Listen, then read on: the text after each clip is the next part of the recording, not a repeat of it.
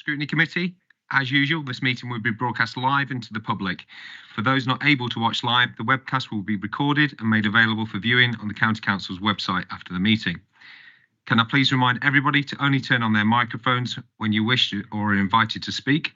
My name is Mr. Smith and I'll be chairing the meeting today in place of Mrs. Fryer, who's given her apologies. I've also received apologies from Canon Caroline Lewis, and Mrs. Page is present today as a substitute for Mrs. Pryor. Thank you.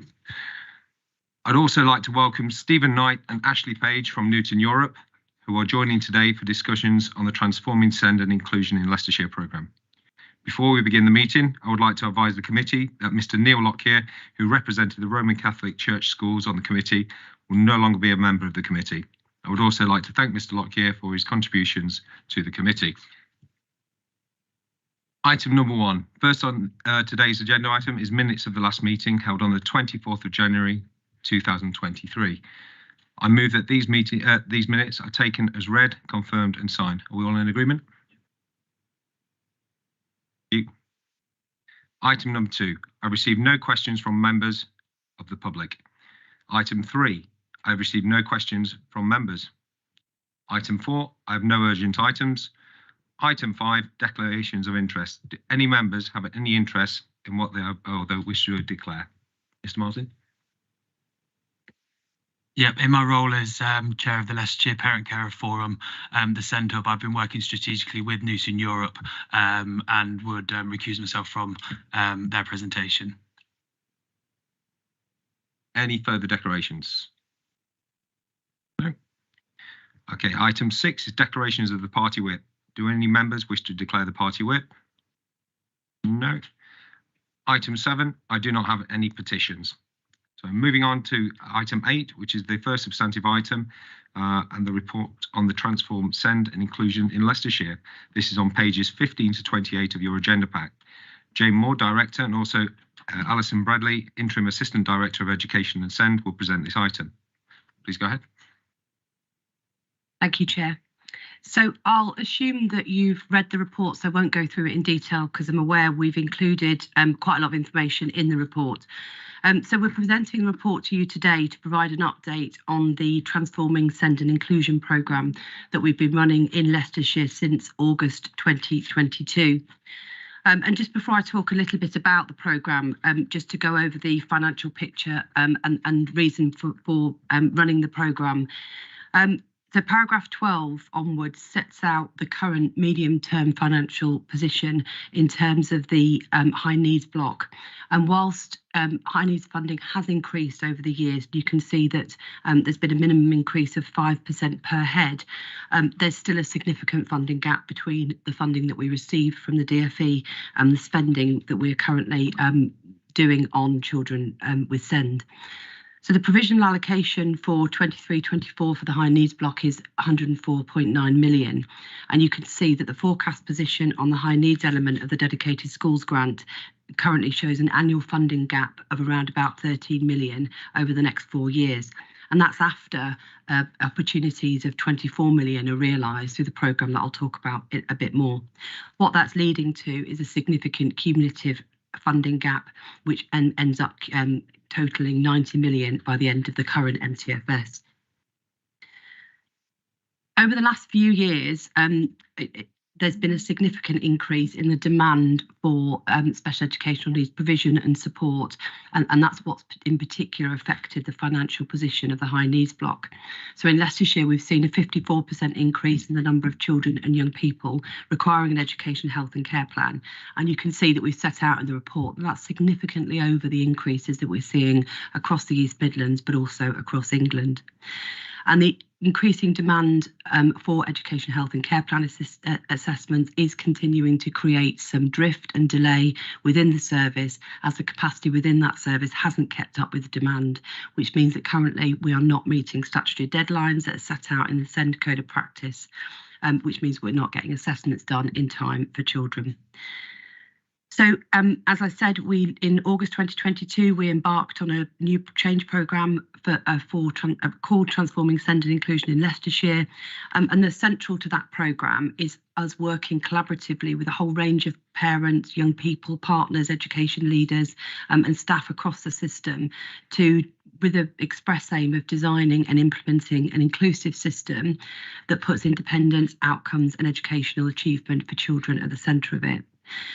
Back in late 2021, there was a diagnostic that was undertaken that really looked at trying to understand the challenges and difficulties within the local system, and it informed the programme planning, so what we needed to do in order to resolve some of those problems. The programme's been structured around 4 key work streams. So we're looking at how we can improve inclusive practice to enable children to remain in mainstream where their needs can be met. Looking at how we can transform our services, so those services that we run within the council that support children with SEND, how we can make sure that we make good use of accurate information, and how we can ensure that we communicate and engage effectively, not just as part of the programme, but with parents and carers and schools in general. So in terms of progress, the programme has now moved into what we call a design phase. So that's where we are looking at some of the changes that need to be made, how we can test them and how we can understand them within the system before they're rolled out and implemented. I'll just give you pull out a few of the highlights around things that have already started or been achieved. In terms of inclusive practice, from the beginning of this year, we've set up a number of trials within schools to look at how we can develop more inclusive practice. And there's a dual focus there around how we can promote inclusion for children across the schools, but also some work that we're doing specifically with the early years sector as well. So we've developed work with that set of pilot schools to think about how we can develop their inclusive practice and how we can support children to remain effectively within mainstream school. And then in terms of early years, the focus of that work has been around how we can support the transition from early years into primary and making sure that the right support is in place and that they're in the right provision to meet their needs as well. In terms of service transformation, we're doing some work around looking at our assessment, looking at our reviews, making sure that what we do is based on robust decision making, and that we do that within our statutory timescales as well, so that we meet the requirements that are set out in statute to make sure assessments are done in time, but also to make sure that we're utilising the assessments to fully identify the needs of those children and what they need, what kind of provision they need in order to meet their outcomes. We have done some work looking at our educational psychology service, where we're developing some of the capacity there. We've had a significant issue around the number of educational psychologists available to undertake assessments, and have done quite a lot of work there around how we can improve the recruitment and retention of educational psychologists. And again, looking at making sure that our decision-making process is working well, the panels that we've got set up that make those decisions are working, and also the things that we use to consult settings on whether they can meet the needs of children are working effectively. In terms of accurate information, the main drive around this is how we use information to not just drive the performance of the teams to make sure that we're doing what we need to do for children, but also how we can use the information about the needs of children to inform our planning, and in particular around our sufficiency, so what's needed in terms of special needs schools for children in the future. And then the final work stream around communication and engagement, a number of strands here. One is around making sure that we communicate the programme work, that we've got the right people engaged with that, and that we're sharing some of the progress and work that's been undertaken, but also how we improve our communication with parents and carers and school leaders around the SEND system, and certainly what's happening for individual children. A lot of engagement work has taken place, so the issue around SEND is not one that the local authority can deal with on their own. I mean, indeed, we're doing a lot of work in terms of engaging stakeholders in not just designing, but also changing the system as well.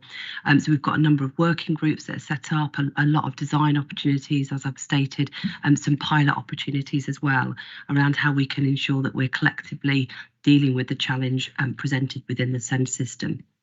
And then finally, just a little bit more on stakeholder engagement.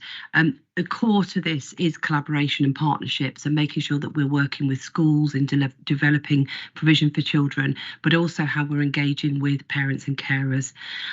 So it's central really to the programme. And key to that has been working with the SEND Hub, which is the hub that represents parents and carers across Leicestershire, and then well engaged and well involved with our working groups as well. So I'll leave it there, Chair, for questions. Thank you.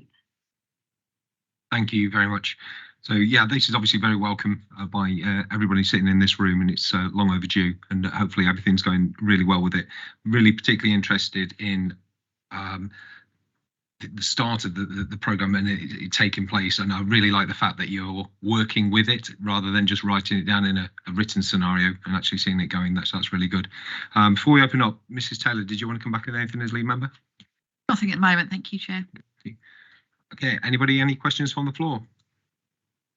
Go for it, Jeff. Thank you, Chair. What's going to be different for parents? We've been promising these changes for a long time now. I'm just trying to understand what, from a parent's perspective, what will be different. I'll pick up the first point and then Alison will pick up some of the detail. I think just around your point around we've been working on this for some time is I think a really important point to pick up first of all. So as members will be aware, we've been working on developing our kind of high needs system for many years now, so actually since about 2017. And what we know is that what we've learned, I guess, through the diagnostic, but also the work with our partner as well, is that in order for us to be effective in making changes across the SEND system, we need to look at the system as a whole. So yes, we have been working on this for some time, but we've been primarily focusing on a very narrow look at the things that we can change. And what we've learned is that we've not secured enough change really for children, and we haven't moved the system for children. So this is a significantly different programme in terms of it's a much broader remit. It's looking whole scale at everything that impacts children with SEND. And what will come out of that then is a better system for children. I'll hand over to Alison because she'll be able to give a bit more detail about what that'll look like and what that will feel like differently for parents. Thank you, yes. And the wider brief will be looking at all things that impact on children's SEND and inclusion. So part of the work and what you asked was, how will this look different for parents? It will look different for parents because the focus is on getting the right support, right time, right place, which has always been the approach, but this will make it much more efficient approach. Everybody else feel that as well. A much more efficient approach in terms of parents. So what we've got around the digital and performance side of it, the IT portal, so that there will be a self-serve portal, because that is something has caused a massive amount of frustration for parents in terms of being able to get in communication with somebody. So that is work that is doing by trial, working on the synergy system in terms of being able to do that. Also in terms of working with the right people at the right time to be able to get the right support for their child. That is something as well that will be the main focus of work as we move through the system. Mr. Wall? Yes, thanks ever so much, Chair. Oh, sorry. Sure what makes them on or off.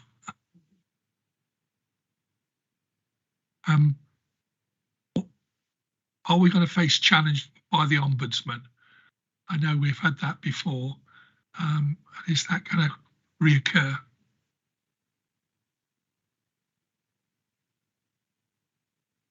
So yeah, over the years we have had some significant challenges from the Ombudsman, but also through complaints as well. So at the moment, the primary reason for complaints coming through are twofold really. One is that we are delayed in doing our assessments. So one of the ambitions of the programme is to make sure that that children do get their assessments at the right time, and that those assessments are accurate, and that they are able to, as Alison said, identify the needs. So we're hopeful that as a result of us getting it right in terms of the assessment process, and particularly the speed of the assessment process, that there will be fewer complaints in terms of parents not getting a response. The Ombudsman has been interested in some of the complaints around timeliness, but also some of those complaints where we have not been able to secure a sufficient education programme for children. We're already working on that, and we are working tirelessly to make sure that those children that do require a specialist placement have a specialist placement. Some of that is about the availability of placements. Some of it is about the difference in opinion around the assessment of needs as well. So again, we're already working on some of those issues. But yeah, the outcome for parents of this programme ought to be that their children are assessed accurately, that we understand their needs, and that their needs are being met in the right place, that most appropriate to meet those needs. Now, that could well be that we have more children who are able to be supported in mainstream school with a wraparound package that enables them to be successful there. It could be that we have some children whose needs cannot be met in mainstream and therefore need to go to specialist provision. So as a result of us getting the assessment right, as a result of us getting the sufficiency right, so we've got the right places in the right for the right children, then I'm hopeful that we're able to respond much more quickly, which should lead to less complaints and less worry in the system as well. Mrs. Taylor.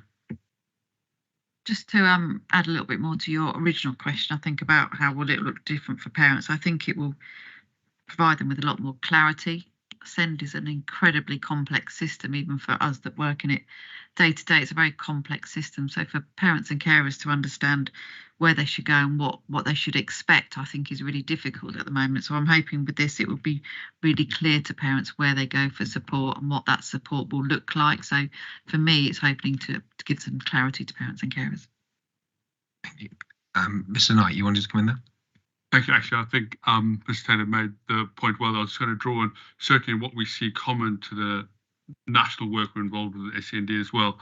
The parents having greater confidence and understanding of the offer that's available, I think, is one of the really important points that will change for parents through this, and it links to the point around complaints, etc. as well. So parents being engaged earlier in the process with better, higher quality information helps them be more confident that the right decision's been made. Any further questions? Mr. Hunt.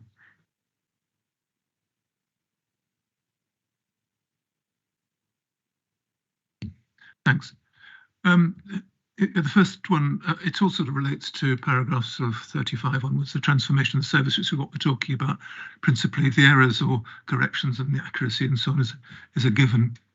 But, you know, it seems to me that sometimes you mean by communication with parents, telling the parents, because I mean parents are you know do feel they have lots of options, but sometimes communication can be clarified by simply saying no, and I'm not quite sure that's the right sort of communication we should be thinking about, should that be the case.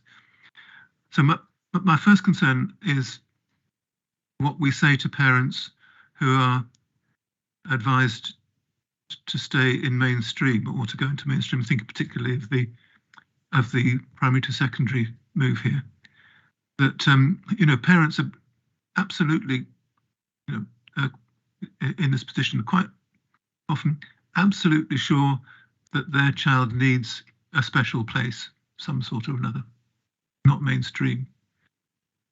And I can't understand how much communication can move them. But more important than that is, how do the secondary schools particularly acquire the capacity to take on a child that the parents and many other people, perhaps the primary school teachers might have thought they need special education for? Is that okay? If I've made myself clear? Good.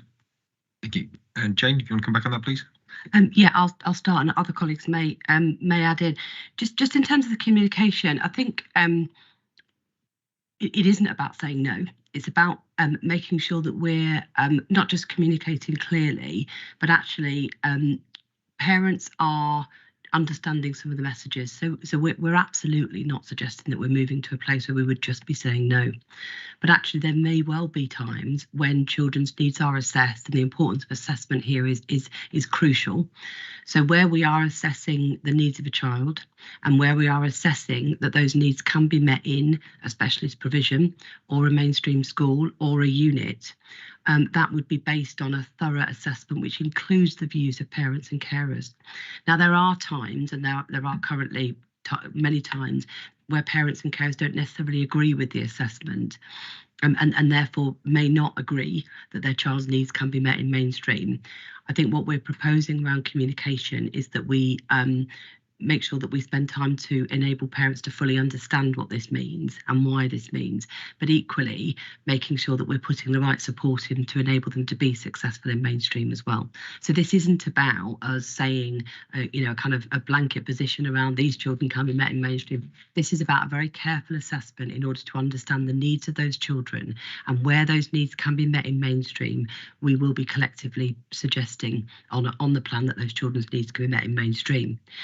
The issue around capacity to take children on, again, I think the other, you know, really important message here is we're talking about, and again, this is a national drive.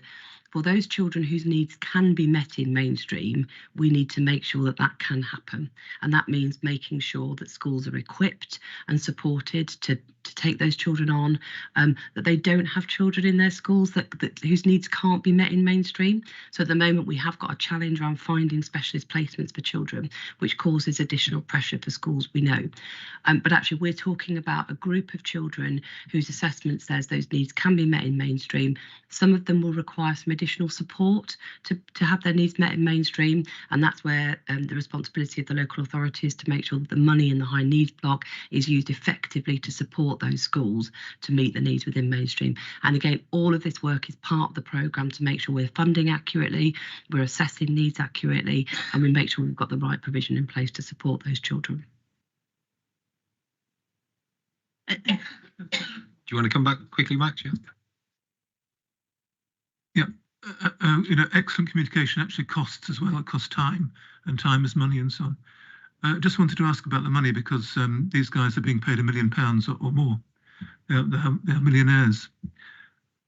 How do we save the amount of money that the budget is expecting us to save?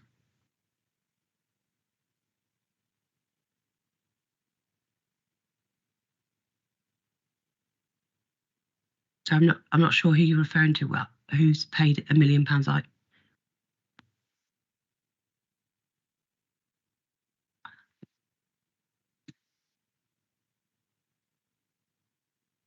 Yes, Newton Europe are the beneficiaries of over £1 million from the county council to do this operation, and we need to save a lot of money. So how do we square that? How do we do it? Yes, sorry, thank you for the clarification. Yes, so part of the decision with this programme is that we would commission a strategic partner to work with us. And the first reason for that was that we do not have the capacity within the organisation to make these changes on our own. We needed a strategic partner to work with us, not only to provide some challenge back into the organisation to make sure that we were getting it right for children, but equally a partner who had the expertise around leading very complex change across a broad system. So we did go out competitively to seek a partner, and indeed have secured Newton Europe to be our partner.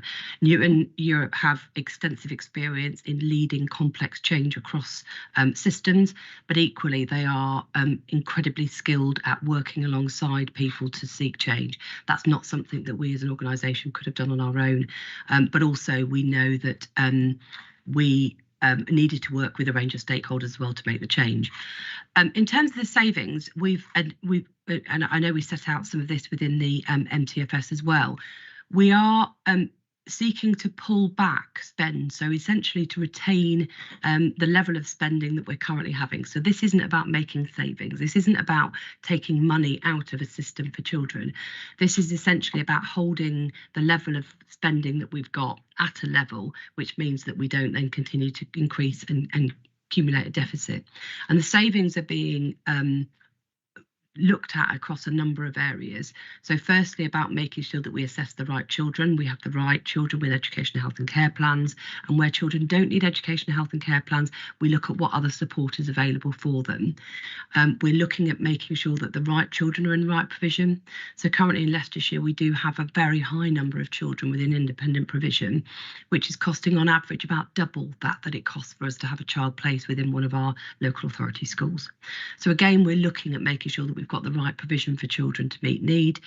So some of the savings or way in which that we'll be pulling ourselves back in line with budget is making sure that we don't have a need for those really high cost placements that actually don't necessarily equate to better delivery of outcomes for children. So we have the right provision within Leicestershire. So we're seeking therefore to make sure that we've got children within the right place. And also making sure that we are able to effectively support children within mainstream school. Now that will cost, so we will need to be enabling schools to have the right level of funding to support those children. So really about making sure that the savings or the areas of opportunity we've identified are about making sure that we're spending the money in the right places, as opposed to some of the highly costly areas that we're currently funding. Taylor. Just to remind Mr Hunt as well that we're in the delivering better value for the Department for Education, so the support scheme that we're doing there with that, and Newton Europe are the strategic part for the Department for Education as well. So it crosses over two boundaries for us. Mr Hadji Nicola. Thank you, Chair. On page 18, it reads, there has been a 54% increase in the number of children and young people requiring care plan in Leicestershire. And this compares to a national average of 38% and East Midlands 32%. Now, two questions here. Are these percentages statistically significant? And if they are statistically significant, can somebody actually go to the root of this issue? Why this is happening in Leicestershire?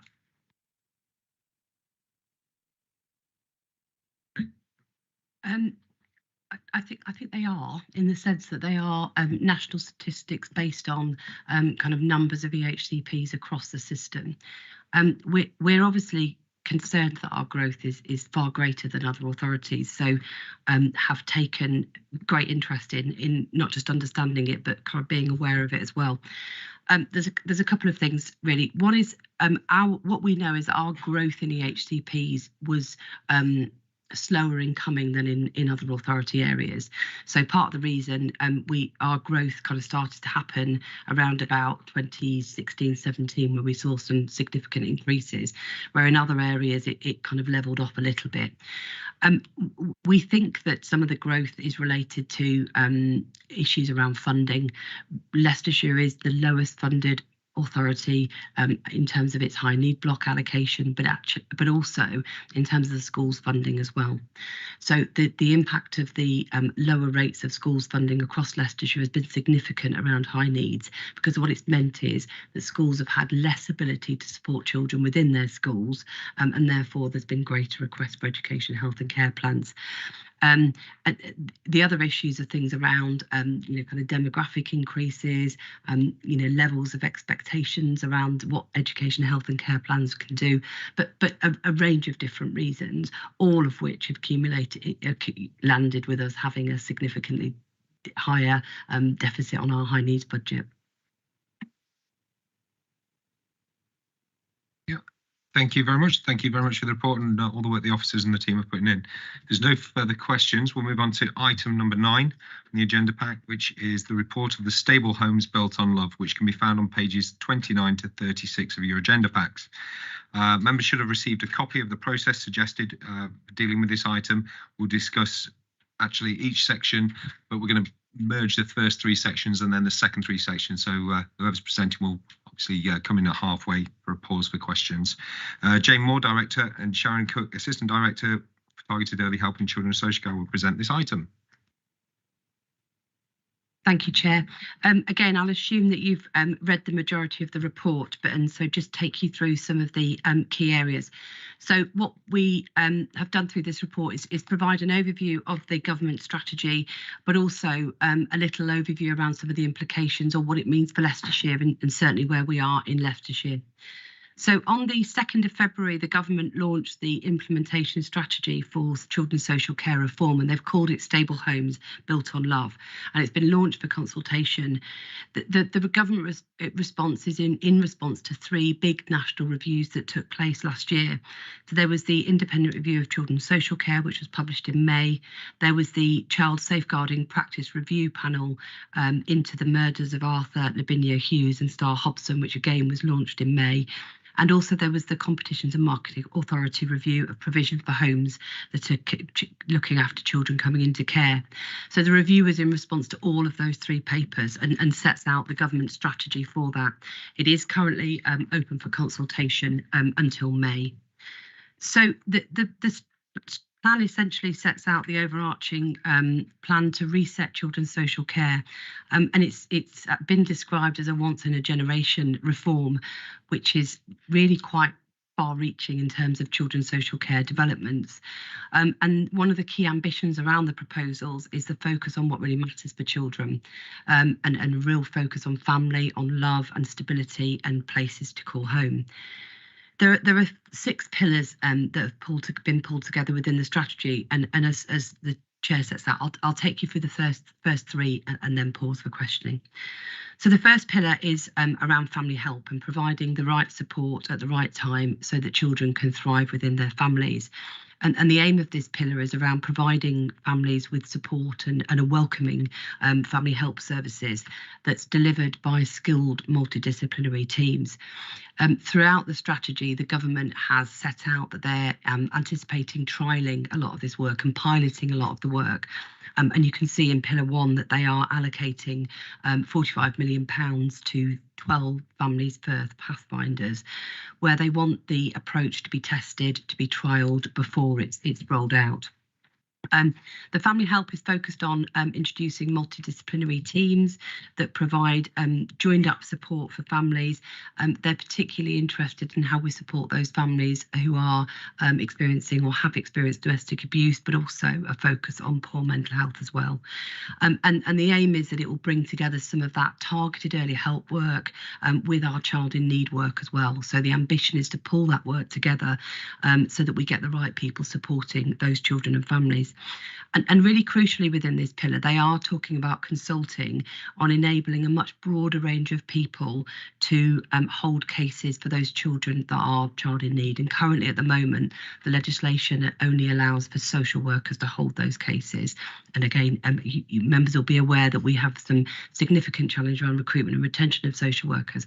So interestingly, this pillar does introduce the possibility for a broader set of people to safely hold those cases and provide support for children. The second pillar is focus on a decisive multi-agency child protection system, and it sets out proposals for a really strong and effective child protection system built on multi-agency collaboration, but also integrated responses as well. It introduces the concept of a child protection lead practitioner who will be appointed to lead on safeguarding cases, and they'll be working within a multidisciplinary team consisting of social workers and a range of other professionals as well. And this point is particularly reflecting some of the recommendations within the review of the murders of Arthur and Star as well. To support this work, the Department of Education is will be launching a consultation on multi-agency child protection standards, but they'll also be reviewing the Working Together to Safeguard Children programme as well, to look at some of the new standards around multi-agency working arrangements and how we can ensure greater integration of staff as well. This pillar also pulls out some of the enhanced guidance that they're looking at doing around children's safeguarding partnerships and making sure that we have clearer roles and responsibilities for those lead authorities as well. And then Pillar 3 focuses on how we can unlock potential within family networks. So it's been identified, and we know that family networks are absolutely crucial in supporting families and enabling children to stay at home, but also to support those children who are not able to live at home to live with their wider family or friends and offer that kind of safe, loving and caring environment that we would want for our children. Again, there's the children's family pathfinders are going to test and look at some of the family group decision making, how we can better utilise family group conferencing, but also how we can support parents to minimise risk to children, but how we can support those wider networks to care for children as well. And then finally, within Pillar 3, that there is also a proposed additional investment of about 9 million to support and train kinship carers. So that's those carers that are already connected to the family. So there's a proposal in there about how we can better support kinship carers to support children as well.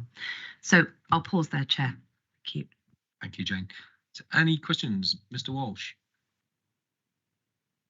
Jane, kinship carers, how much flexibility is there? How much more could we do with kinship carers? I'll pick that up. We do have a strong offer for kinship carers in the county, and we have as part of that offer lifelong support around training and support. What this is challenging or opening up avenues for us to do is for more people to be kinship carers, not necessarily what they're trying to look at is whether some of the assessment processes and what we do to assess people to be kinship carers can be more flexible to allow children to stay within their family settings. So we need to work and be part, as we are, of the national work to look at what that means in reality, because there is always a balance between wanting to be flexible, opening up those opportunities, but to make sure that children are in safe family placement. So that is a challenge and will be part of the detail of this work.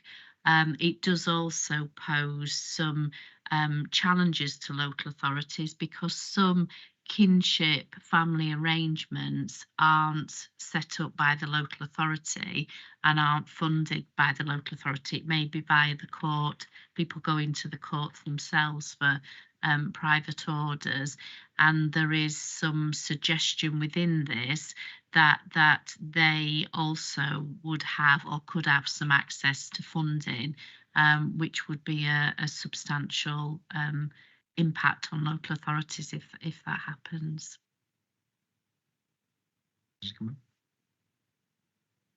To follow up the point about the change in regulations over using social workers, how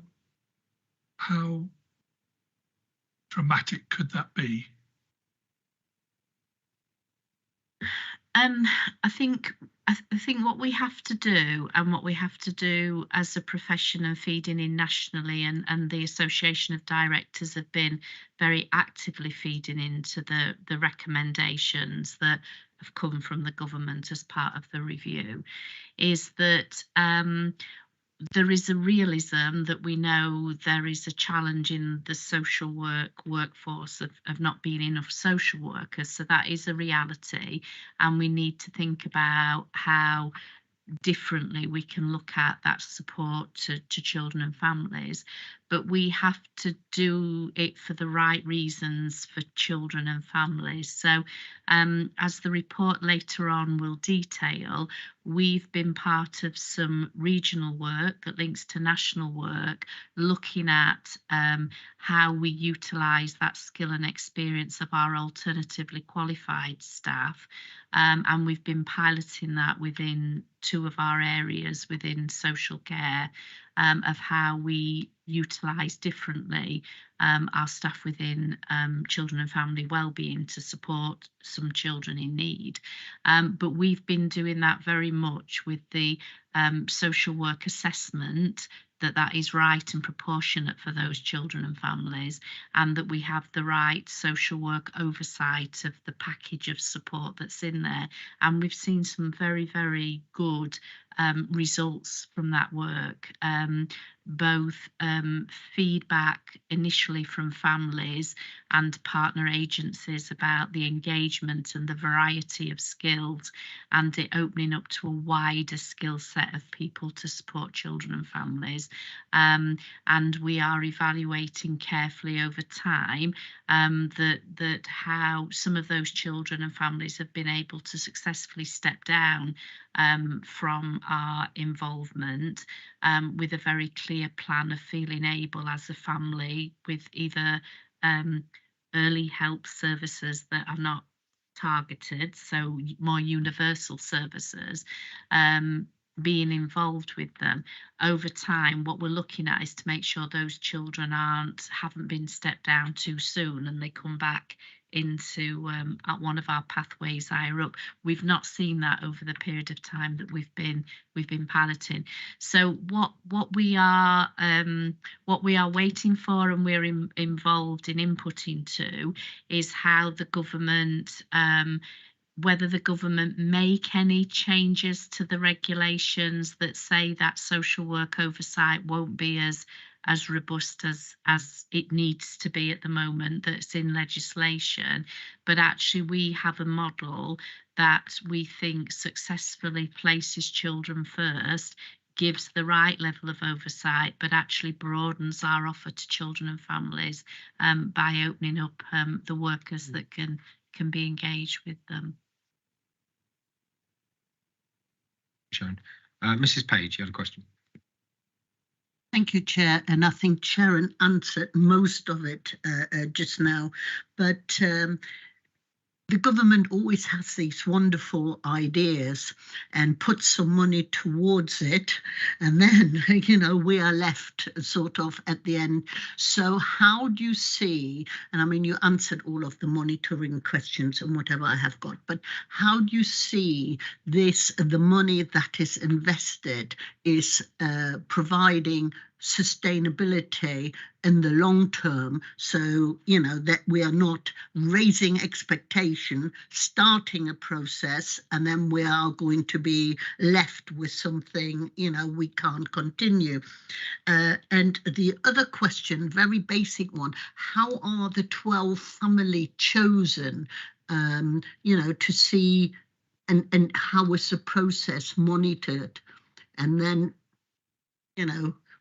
and that is just about it. Thank you. Yeah, thank you. So just in terms of the money, at the moment, what's not clear within the strategy is what the funding will be going forward in terms of delivering this across the country.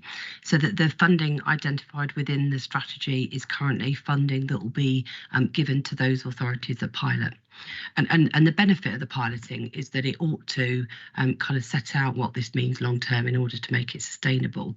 So I know as we've set out in the paper, we would be concerned about the funding. What's proposed in this strategy is hugely costly. It's right for children, but it's hugely costly. And if we don't get the funding right, then there's some risk of the deliverability of it, I guess, is where I'd come. I think there are some opportunities in here about changing the way that we work that may not impact on funding, so we can do some things differently within our existing ways of working, but much of what's in the report will require additional funding.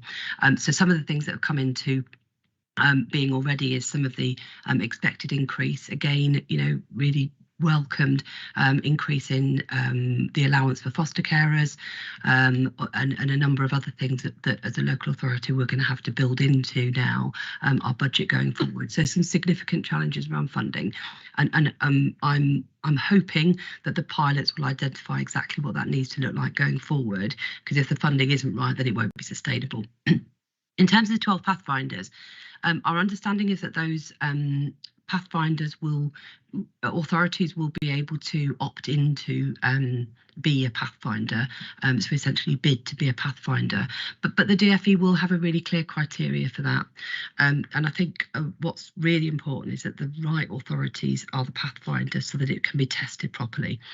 So there needs to be a mix of authorities of county and kind of rural counties, cities, unitary, all of those kind of areas.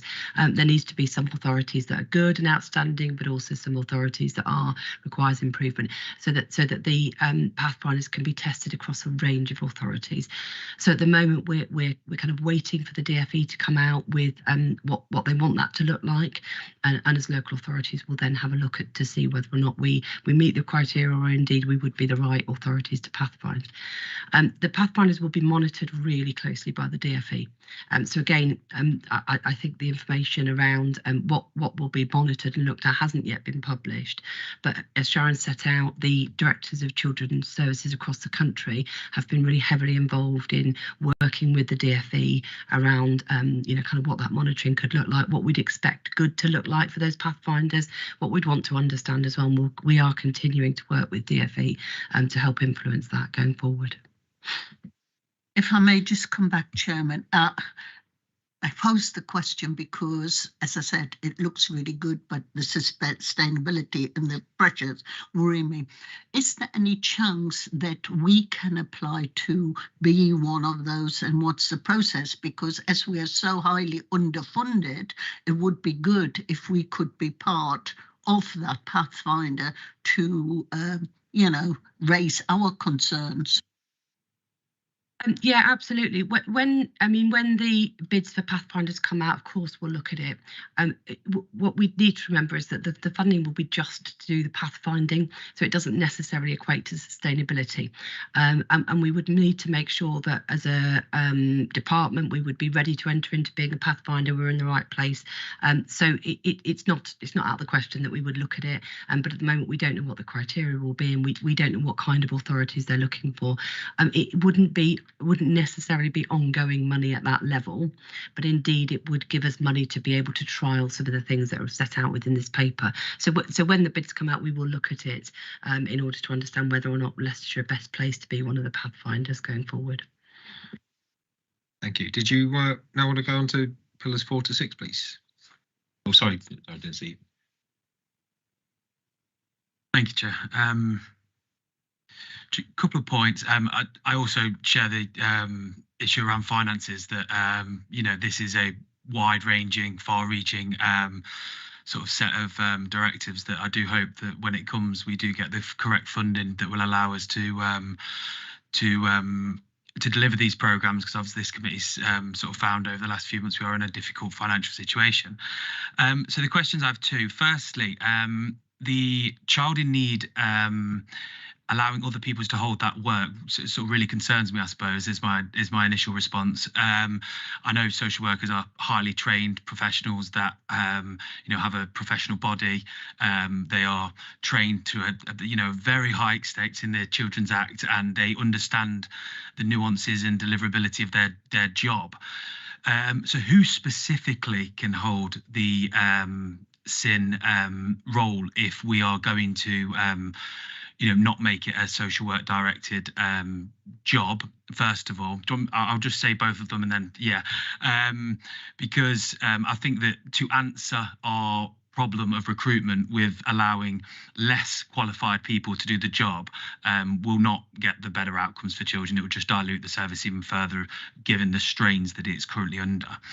Secondly, does this proposal in any way change the Children's Act 1989? Because currently that act is 34 years old, and it really does not understand the nuances and the challenges that today's society face. I mean, the sort of strict and rigid approach of, you know, either you're a child in need or it's child protection, one or the other, with no sort of graded response, you know, that sort of corresponds with today's society, sort of feels outdated.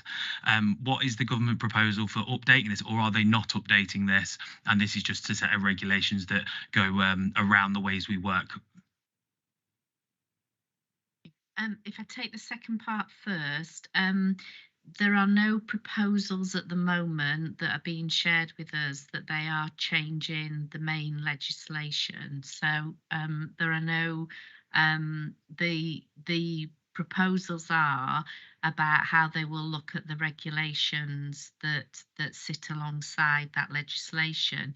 How much they have to revisit that as we have the pathfinders and this rolls out, we will wait to see, because those two things may not sit very easily together. But at this moment in time, there aren't any proposals to change or to update the Children Act. In relation to other staff, obviously as a professional social worker, I share your, respect of the profession and qualifications. We need to be clear that this is about alternatively qualified staff. So it doesn't necessarily mean that we're talking about the difference between a qualified and an unqualified person. This is about looking at the scope of different, so we might have youth worker qualified staff that are working with the family.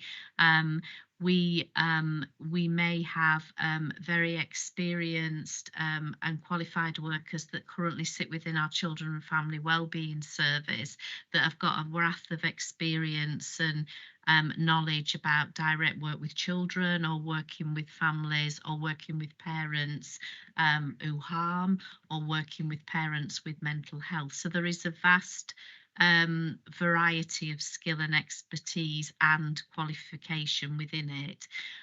To reassure, the model that we've been looking at still retains that social work oversight. So within the model, it is still a social work assessment. We are still looking at a qualified social worker that chairs the review of that plan. And for those children and families whose circumstances require still to have a social worker actively involved in the direct work with the family, then that's what the model gives. So it's not a either or model that we're going away from diluting the social work input. It's about looking after the assessment at who are the right people who can support that child or children and their family at that particular point in time. And for some of those children and families, that wraparound model and support will change over the period of our involvement. For some children and families, we are responding to a particular set of circumstances at a particular time in their life, and actually that's the only involvement we'll have. Some children and families we know will be involved for a longer period, and the nature of our involvement needs to change over that time.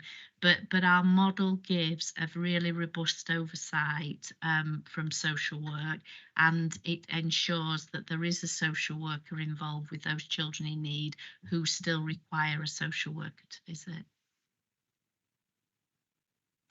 Just one minor point. If you could recruit the staff, do you feel that the model would still be best placed as a social worker-led service? I think that there's difficulty around that, because if we, in an ideal circumstances, if we had all the social workers available, then obviously we know that social workers are able to support children in need. What I would say to you is what we're finding from our model is that actually the involvement of those alternative qualified staff are actually opening up new avenues and new resources to children and families. So actually we're growing our offer to the children and families that we work with. We're not reducing it. So it's not a poor alternative because we can't get the social workers. There's a reality that there aren't enough social workers, but actually the model we're creating builds on the strength of both social work and alternative qualified staff. Jane, you wanted to come back in there? Yeah, just to add a bit to what Sharon said, and I think it's a really important question, but I think we need to remember that the focus of the Pillar 1 is not or the reason for Pillar 1 isn't because we can't get enough social workers. The reason for Pillar 1 is because what we know through the reviews, what we know from speaking to families, is that if we can get the right support at the right time, we can do that through a broader range of individuals and practitioners. And actually it's about getting the support right rather than relying on the kind of specificism around, who does the support.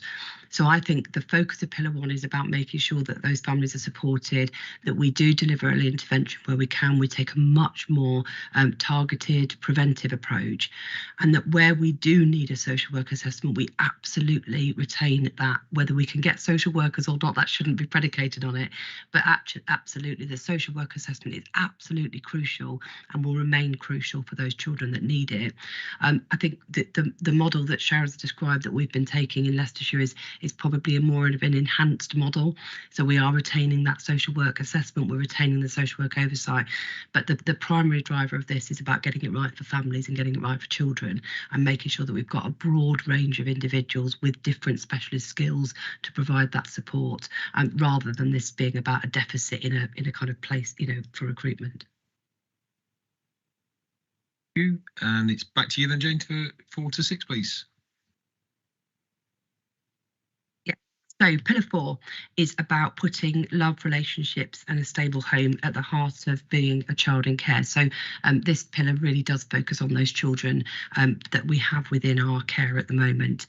And where the pillar does set out that where care is the best choice for the child, that system needs to make sure that those children are provided with stable and loving homes that are close to children's communities, and that those homes can provide consistency, stability and warmth. And I think some of the language in this is really powerful, because the focus here is about children and about what children need to be cared for and looked after. So I think this pillar particularly pulls out some really powerful language that is about getting it right for children and making sure the support is getting it right for children. What the pillar does set out is that currently the way that services are structured, or the way that things are done for children, doesn't necessarily get it right. So the way in which we commission provision, the availability of provision, means that sometimes children are placed far away from home, or they're in places that don't necessarily meet their needs as well. So there's some really strong proposals about how we can get that better for children, how we can make sure that we've got the right provision in the right place. And some of that's about strengthening the kinship care that we've talked about previously, but also looking at how we can recruit more foster carers who can care for children within family homes and closer to their home as well. This element also pulls out quite a lot for our children that leave care, and how we can make a priority for them to make sure that they can go on to have some of those loving relationships, and how that we can deliver some practical interventions that support those children enter into adulthood further. So there's some money that's being invested around some mentoring programs, but also a focus on strengthening some corporate parenting responsibilities across the public sector. So not just within children's services. There's a focus on many organisations and an expectation they will strengthen their response to care leavers, and in particular a view around how we can support care leavers more with housing needs, which is one of the absolute basics for many of our care leavers as well. And then there's also some key proposals in there around how we respond to some of the health support that's required for those young people that are leaving care, but also in our care as well, and how we can address some of those gaps in mental health provision, but also some of the physical health disparities that we're seeing. Pillar 5 focuses on our workforce. So a whole section within the strategy about making sure that we've got a really valued, supported and highly skilled workforce for every child who needs one. And again, we've reported to you previously about some of the challenges we've got around recruitment and retention, but equally some of the challenges across the country in recruiting and retaining social workers into an environment that is currently really challenging to work in, both in terms of the some of the national responses to social workers following some of the tragic deaths, but also the kind of pressure in which they're working creates some additional challenges to recruit social workers. So the strategy does recognise some of those challenges, recognises the need to improve our recruitment across the country of social workers, support better training, but also prioritising some of the career development. Really importantly, and again, members will recall that we've briefed you on a number of occasions around our agency usage and indeed the pressure that's having on our budget. So really importantly, alongside the consultation on the strategy, the DfE also launched a consultation on child and family social worker workforce, and that set out some proposals around some national reviews about the recruitment of agency workers, and at the moment there's some significant challenges around agencies, the cost of agencies and social workers and the way in which agencies are operating.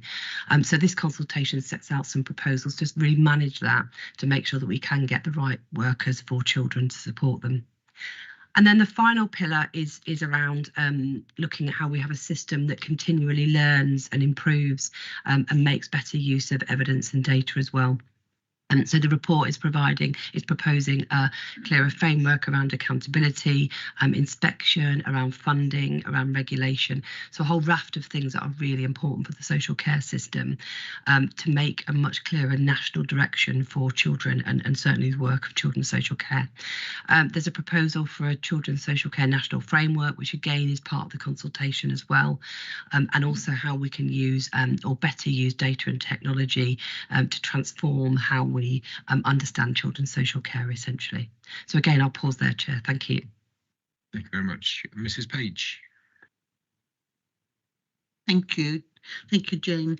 Now, just when you were talking, you were saying, just a point I picked up, care leavers, housing needs, etc. Now, you know, those housing needs are really very much out of our hands in a way, unless we're working with local authorities. But then we are looking at houses and a care leaver really needs an apartment or something like that. So, and it sprung straight away into my mind as, you know, you were saying that. So how does this system ensure, and you're saying, you know, using technology to work better and data sharing, but how in reality does this ensure that everything is dovetailed?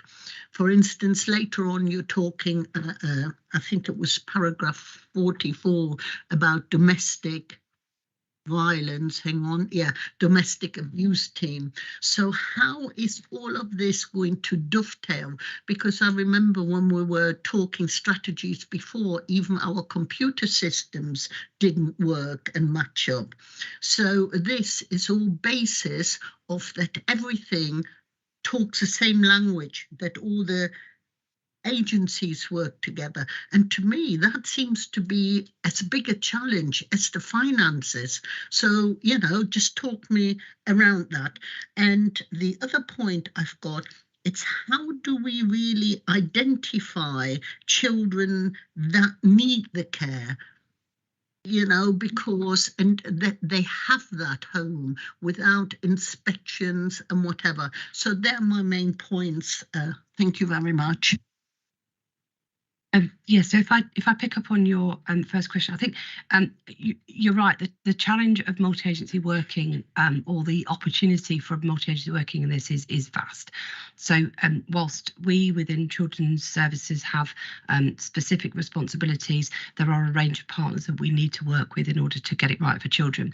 And I think what this strategy does set out is I think it does set out an absolute expectation that there are others that have responsibilities for children over and above those that work within children's services.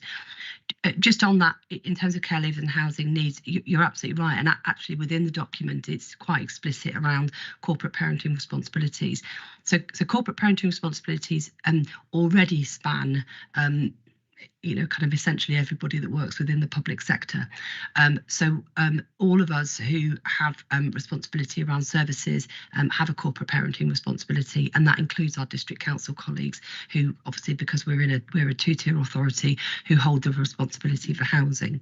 So there will be a big onus in this report for other agencies outside of Leicestershire County Council to consider their role in the delivery of support for children, and particularly those children who are leaving care, and what their duty is about making sure that those children, or young people as they will be, have the right places to live. Now, some of that is a sufficiency challenge because we don't have enough homes in the right places necessarily. We already work really closely with our district council colleagues and particularly those within housing around not just identifying where the need is, but how we can best support young people to be independent and have the right places to live. So we've already got quite a good strategy with our district council colleagues to look at how we can do this. And I think we are fortunate in Leicestershire that our district colleagues do understand their corporate parenting responsibility, particularly in relation to housing. That there's more work that we need to do, and I think this report offers it as well. So, and I think your point around the need for join up, or what this report says around the need for join up, is really clear. So already within Leicestershire, and I'll come on in a bit to the work around the domestic abuse team, we've already got a number of co-located teams. We've got a number of agencies that currently work together to support children. I think what this strategy does is strengthen the need for that and pull in other agencies to take some of that responsibility as well. The point around how we identify children that need care and then the homes inspection are two slightly different points. What the strategy sets out is that any inspection of children's services needs to be inspection that works for children. So the inspection or regulation within the system is really, really important for children. So the strategy is suggesting that the regulation or the inspection of children's services or homes where children lives needs to be about making it better for children. Again, I think that's really strong within this system, within this strategy, about making sure that when local authorities are inspected, they're inspecting the right things that mean that we know we're getting it right for children. Children's homes will still be inspected within a regulatory framework. And again, the focus or onus of inspection is about making sure that we're doing the right thing for children. So that will continue. The ambition in this is to make sure that all of it aligns effectively. So a bit like Mr. Martin's question around the Children's Act, that the ambition of this is that our regulation supports what's right for children. And so part of the ambition in this, which does make it a big strategy, is that things like our working together is updated, which sets out really clearly what roles and responsibilities are in the kind of national framework that sets out expectations, but also how our work is regulated. The point around how we identify children that need care, that would remain the same. So we already have an assessment process, we have thresholds, we have a whole range of things that mean that we know the level of, or we can identify the level of support that children need, but also we can take a really sophisticated approach to understanding where it's not best for a child to stay living with their family, or that they need to live elsewhere. So none of that would change through this strategy. This strategy enables us to do, if delivered right, will enable us to do it even more effectively for children. Thank you. Any more questions, Mr. Martin? Thank you very much. I really welcome helping care leavers into adulthood. I've spent a lot of my working life in HMP Leicester, seeing the disproportionate amount of care leavers ending up in the prison system, and all the help that we can give to care leavers to have a successful adult life. I think it's an absolutely excellent thing, and I do hope it comes with the correct funding for the council to be able to deliver that service. One point is number 29, the proposals around the support from health. Obviously, the children and adolescents mental health service in Leicestershire is under considerable strain, and the joined up working between, I think, CAMHS and the local authority in helping children that are in care is absolutely vital. What sort of things are already in place or are planned to be in place to ensure that LCC and Leicestershire CAMHS are working really strongly together to help children that are in care? I'll start, and I know Sharon will add. I think the point you made around supporting care leavers into adulthood is you're absolutely right. If we can get it right for that group of young people in terms of how we support their transition into adulthood, and we know what's important for them as well. So we know things like housing and education and getting those areas right are crucial. In terms of the proposals in paragraph 29. what that's setting out is proposals for a wider range of support that will enable better support for children around mental health needs. Now, CAMS is one area of support where children are identified as having kind of more acute needs, but there's a range of other support available pre-CAMS as such that we need to get better at, we need to better identify. So you're right, the local authority already works really closely with our colleagues within LPT who deliver CAMS around what we can do kind of pre-CAMS to make sure that we're intervening early and that we have a raft of services to support. So there's a range of support that already goes into schools around emotional mental health and wellbeing.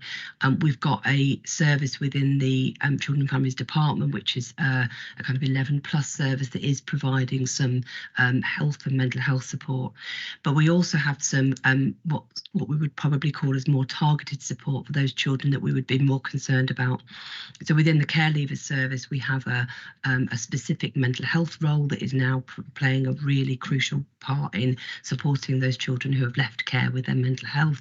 And that's a specific role just for those young people. But also within, you know, for example, our youth offending service, we also have targeted mental health support as well. So there's a raft of provision outside of CAMS that supports kind of differing levels of mental health, because it is a well, as we're all aware, a significant issue for many of our children, and there are many tiers. I think what this is also proposing is how we can support our more generic practitioners, so our social workers, to really understand mental health and what would work for children around supporting mental health as well. Sure, I don't know if you want to add anything. Yeah, just to concur with what you've said, Jane, and to say that we sit alongside health colleagues on a lot of strategic boards and development boards that are looking at the work across our services with children and young people, but we do have some specific posts, and Jane's mentioned some of them, but we do have some specific posts within health whose responsibility is dedicated to children in care. So I think it's about us utilising those opportunities to strengthen the support, but this gives us more opportunities around training, gives more responsibility to other organisations like health as partners. We have more to do, but I think there are the foundations there for how we build the support for our children. Thank you. May I just come back? It all seems very, very wonderful to me, but, you know, I still fear the point I raised first, that financially MPs and people in government don't realise how much money and what tremendous burden it will place on us all. I'm really fearful that we're raising a, you know, expectation that may not be able to be met. But in point 45, it says in 2023-24, the department is creating a network. Rosita, just so we're not skipped onto that bit yet. Coming on to that. Oh, okay. Sorry, I'm ahead, am I? Well, that's a nice point. If you want to take over from 39 to 50, please. Yeah, thank you, Chair. So the final bit of the report is just wanted to set out to members some of the ways in which children's services within Leicestershire are already aligned, I guess, with some of the things that were within the strategy, and that set us up well for the future delivery of the strategy, albeit noting the comments you've made around where we'd need additional funding. So I think the first thing I'd say is that we really welcome the report and really welcome the strategy, particularly the focus of the language around love and care for children, and some of the general messages in it about getting it right for children and what we need to do to get it right. And I think the strategy does also really focus on where we can build on what we're already doing well, rather than focusing on purely deficits for children as well. So we do really welcome it and would embrace a lot of what's in there. We've noted in paragraph 40 that there will be significant cost implications of this. If we're going to deliver good early intervention support, it will cost money, and within within the proposals, there will need to be some additional investment that enables local authorities across the country to deliver all of the aspects that are within the programme. And already there are some increased costs that we've had to take account of within the budget. So some of the care leavers costs, some of the kinship costs, but also the ones that I identified around increasing in foster care allowances as well. So there will be impact for the children's services budgets. But we think that we're well placed already to work towards some of the proposals that align really nicely with some of the work that we've started, which I know we've talked a little bit about. So the family help model already aligns with the ambition that we've got around how we support children in need cases and how we utilise some of the really strong practitioners within the Children and Family Wellbeing Service, where we know families tell us that we get it right in terms of the level of support that we provide and the impact it has for them. So we're already looking at how we utilise some of our Children and Family Wellbeing workers to provide some of that support, as Sharon had set out, with social work oversight and social work assessment to deliver to those children who are on a child in need plan. We last year invested in some specific practitioners to support domestic abuse work, where we are providing some early offers of help to families who've experienced domestic abuse, and really that's about how we've creatively used some of our resources to work directly with those families who've experienced domestic abuse, and that's both with children within those families but also some of the victims and indeed perpetrators of domestic abuse as well. And again, we're seeing some really good impact of that in terms of certainly feedback from victims who are talking about the impact it's had on them around being able to move away from abuse and continue to support their children. So we're really positive and certainly optimistic about that. And again, it aligns with a lot of what's in the family help pillar of the strategy. We are in the process of creating a network of family hubs across the county. Those will be within our existing children and family wellbeing centres, but provide a much broader offer of support that parents and carers can access around advice, support services, and engaging some of those communities that are more traditionally hard to reach as well. So again, we're really optimistic that some of the things that are set out within the family help pathfinder or pillars can be delivered through our family hubs model that we're in the process of developing. We've, as you know, been doing a lot of work over the years around workforce recruitment and retention. We have been regularly reviewing our pay offer to staff, our support offer to staff, and some of the development work that we've been doing with staff as well. We do have a reliance on agency at the moment in terms of our ability to recruit permanent staff. We have some really good, strong agency that work with us, and we're hoping may make a choice to come over and work for us permanently, but will be responding to the agency consultation as well, which is about kind of fair and equitable pay and use of agency across the system. We did undertake a local evaluation of our front door, and that was soon after the publication of the review into the deaths of Arthur and Star. And we wanted to essentially review how we delivered our response to some of the areas that were identified as an issue within that review. And we've strengthened our offer really around early help, how we identify need earlier, but also how we respond to queries that come in from members of the public and provide a much more rapid response to those families, and particularly around anonymous calls, which is one of the areas that was highlighted within one of the reviews about how front doors respond to those anonymous calls that come through that don't always give a lot of information but may well raise some concerns for children. So we've strengthened our response to those. That means we get out and we see children and we can undertake an assessment around their safety as well. We have strengthened our support to foster carers and kinship carers, and we've also enhanced our support to our special guardianship support team as well. So again, in line with some of the proposals that are in the national strategy. So I'll leave it there, Chair, for questions. Thank you. Thank you very much. Mike, can you just turn your mic off for us, please? Thank you. Mr. Hunt?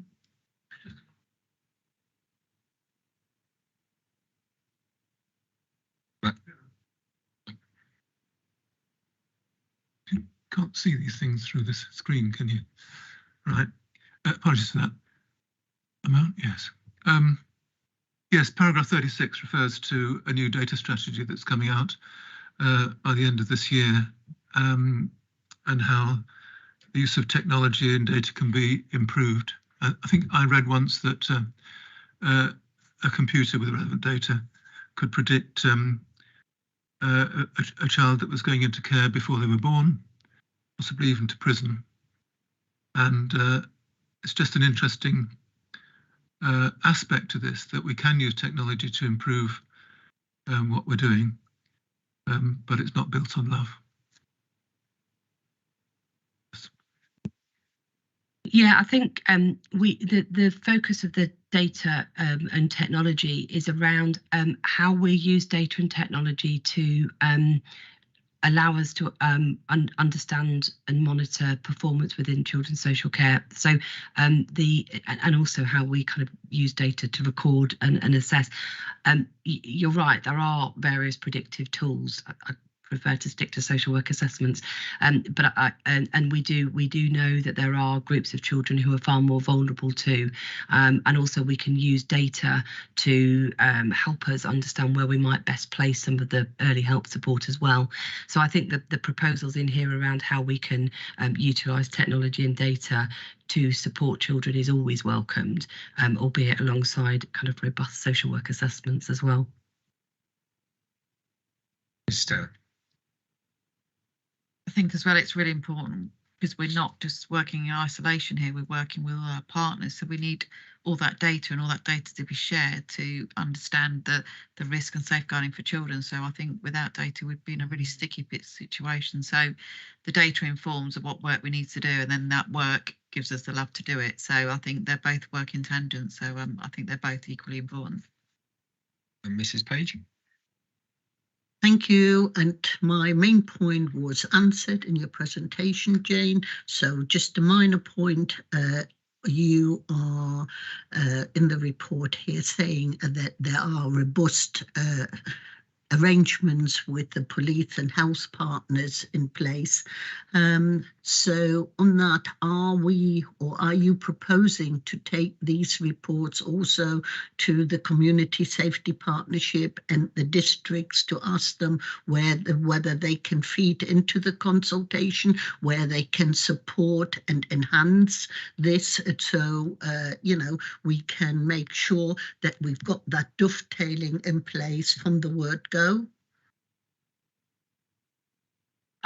It isn't something we considered. The safeguarding partners will be looking at this in terms of those who have responsibility, so the safeguarding partnership. But actually your point around engagement of districts and certainly those who have responsibility to community safety is a really good one. And I guess the final paragraph does set out the consultation is open until the 11th of May, and I really would urge people to respond to the consultation. There's loads in it and lots of detail, but actually I think it's a really good suggestion about how we engage others in not just feeding back with a consultation, but the embracing of the strategy as well. So thank you. Okay, if there's no further questions, then we'll move on to the final item on the agenda today, which is Q3 22-23 performance report, which is on pages 37 to 44 of your agenda packs. Sharon and Alison will be presenting this item. Please, off you go. Yes, thank you, Chair. I'll start, and then Alison will move on to the early years and education data. So the report is a regular report that's provided to the committee that provides updates on our performance in children and family services, and this is the performance for Q3, so up to December last year. So just taking you down to point 6 of the 18 measures that have a national benchmark, we are performing in 4 of those in the top quartile across the country, 8 are in the second quartile and 6 are in the third. One key message in relation to children's social care and to children and family wellbeing is that we are currently moving to a new Mosaic system. That will be a much improved case management system. But as we are working through the transfer to that system, some of our regular data, electronic data reports, are not available because they're having to be rewritten for the new system. Just to reassure members, we have in place some manual trackers. So as a service, we're keeping a close eye on the performance, but the actual performance, the accuracy of performance that's pulled off the system, there has been some delay in this particular quarter because of the move over to the new system. The percentage, but some key points and those reports, just to reassure further, are coming back on stream on a regular basis, and over the next 6-month period there is an expectation that all those reports, robust reports, will be back in place. So the percentage of children becoming subject to a child protection plan for the second or subsequent time remains similar at 22.7%. Just to reassure that that is an area that has a lot of focus and a lot of work on. We have looked at our data, that data both within the region and across authorities, and many authorities are seeing the 20, 22, 23 and above percent for that performance indicator. So it's not that we're not continuing to work on it. We're continuing to focus on it. We're continuing to understand what it means for those children. But I just set it within our performance, within what is happening nationally rather. Under 11 and 12, our performance for our care leavers in suitable accommodation, our contact with care leavers and those care leavers in education, employment and training remain strong performance indicators for us. During the quarter in children and family wellbeing, we have the figures of the individuals worked with and the number of families.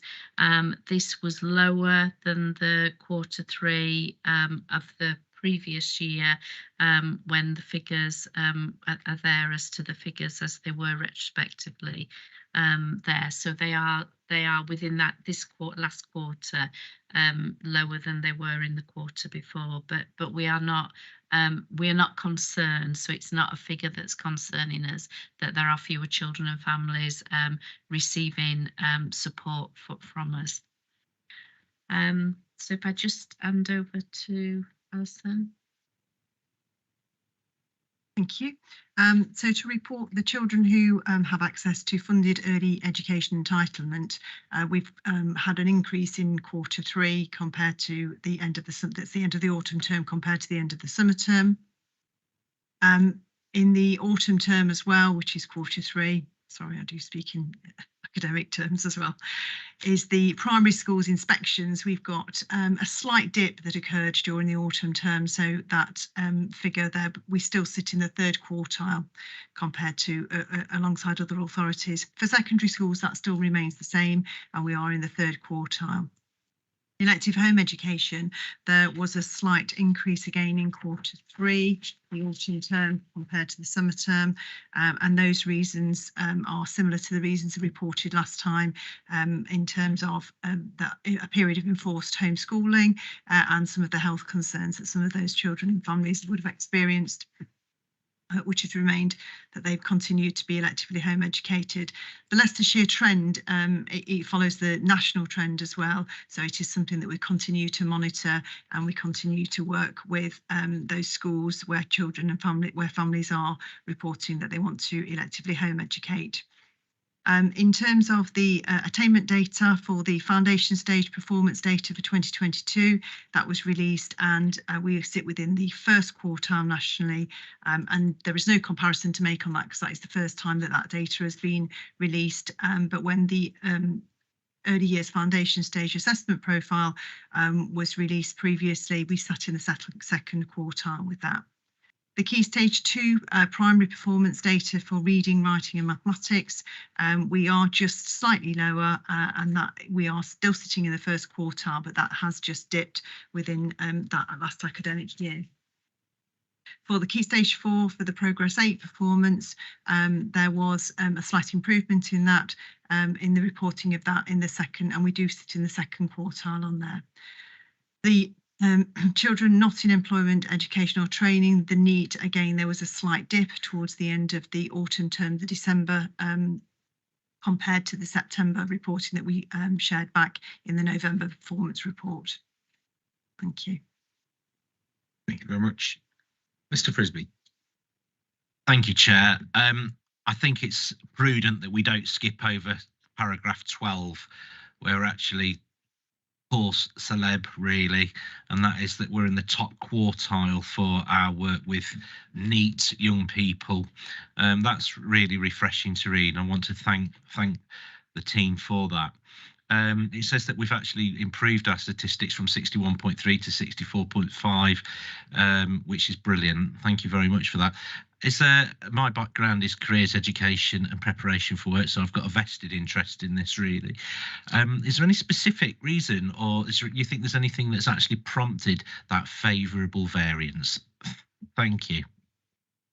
Yeah, just to clarify that this is the figure for our care leavers within NEET, not the general population in NEET. Yeah, I think it's been over a sustained period of time, the work that's been done across the service, both with our colleagues and partners in education and looking at opportunities. The virtual school plays a key part in how we support youngsters and encourage them, give them opportunities to taste, have aspirations, whether it's on a more vocational type of career or work, or whether it's further education that they're going into. So I think there has been a lot of work by a number of people over a period of time. No, congratulations, because as Mr. Martin says, actually securing people out of the care system, the extremely volatile targeted group, and indeed placing people into apprenticeships has its own challenges. So those two things are diametrically opposed, but you seem to have managed to achieve with both of them. So I'd like to say thank you, Chair, if that's okay. Mrs. Seaton, did you? No. Stills? Thanks, Chair. I want to ask a question about the funded early education entitlement, because we discussed this, I think, a few committee meetings back about the work that the council is doing to highlight that to residents, that the offer is there. And we've seen one of the biggest jumps in the stats. So we've gone up to 92.2% for 2-year-olds. Was that down to the hard work of the council, or is that just because we're looking at the autumn term as opposed to the summer term? Both. I think the factor would be down to a combination of things, really. The service do look for every opportunity to promote this where possible, and pick that up with wider partners as well. I think there's probably been I haven't got anything to validate this, but I do know that through discussions with the service manager that there has been an upturn in parents returning back to the work situation, taking up the fee much more regularly as well. So I think combination of factors, really. Any further questions? Mrs. Page. Only a matter of information, but first of all, I think the team has to be congratulated. There are no reds and ambers is pretty, good going considering how challenging it is. My question is very simple. Are the indicators statutory or are they local indicators? I was just wondering, because they're national indicators sometimes and they're local. So I just wanted to know how they. Yeah, the indicators are developed locally as to the things that we feel we need to support or report on, but actually they're closely aligned to what we need to provide in our national statistics and returns. So most of those that are before you, I think there are 18 of the indicators are the national, where we're benchmarked nationally against them. Okay, no further questions. So on to item 11, which is the date of the next meeting. The next meeting of the committee is scheduled to take place on the 6th of June 2023 at 1400 hours. Item 12, as stated in the start of the meeting, I have no urgent items. So thank you very much, ladies and gentlemen, and draw the meeting to the close. Thank you.